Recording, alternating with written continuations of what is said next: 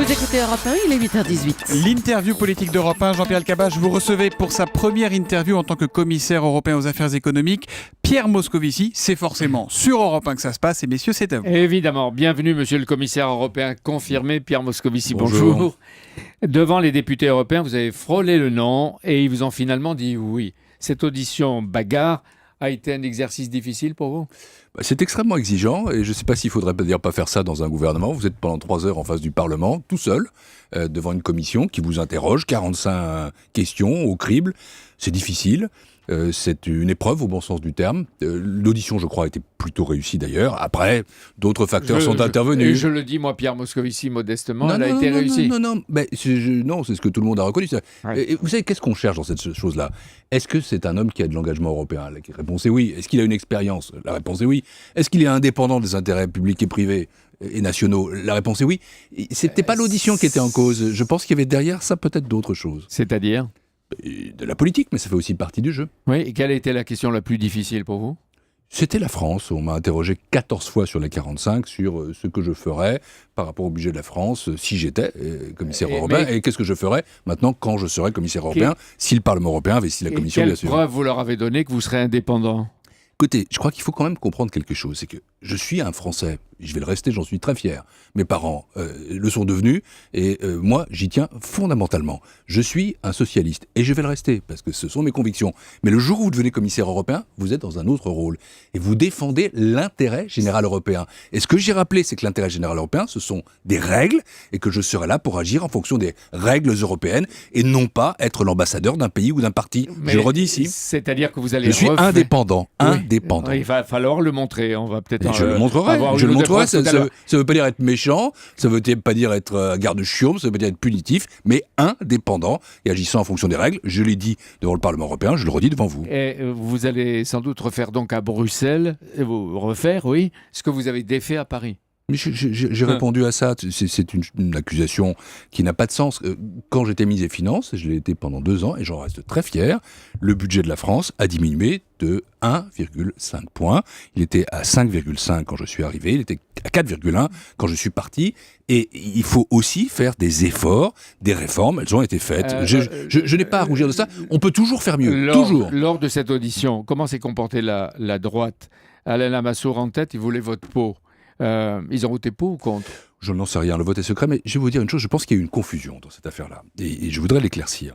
Une confusion entre la politique nationale et la politique européenne. De 2 manières. De la part de qui, cette confusion ? De la part d'une partie des conservateurs européens et aussi sans doute français.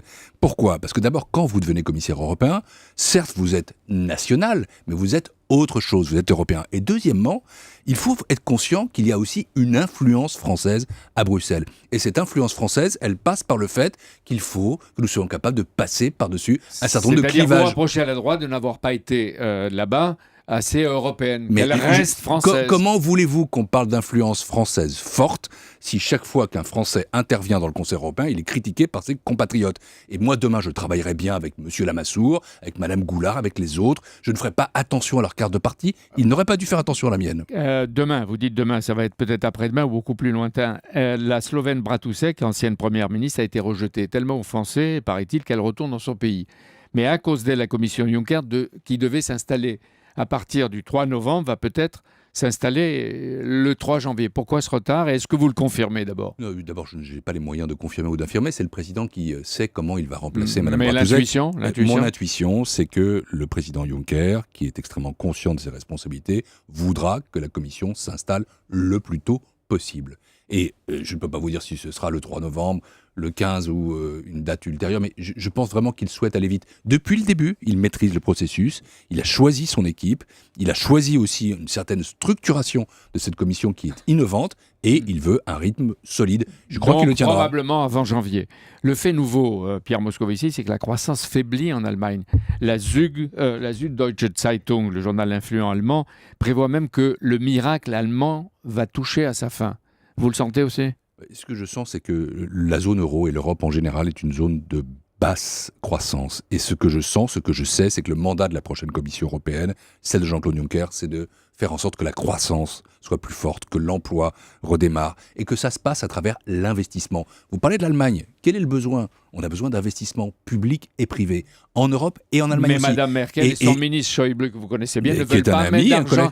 d'argent public. Donc on dit les 300 milliards prévus par M. Juncker pour les investissements, il faudra les trouver dans le privé.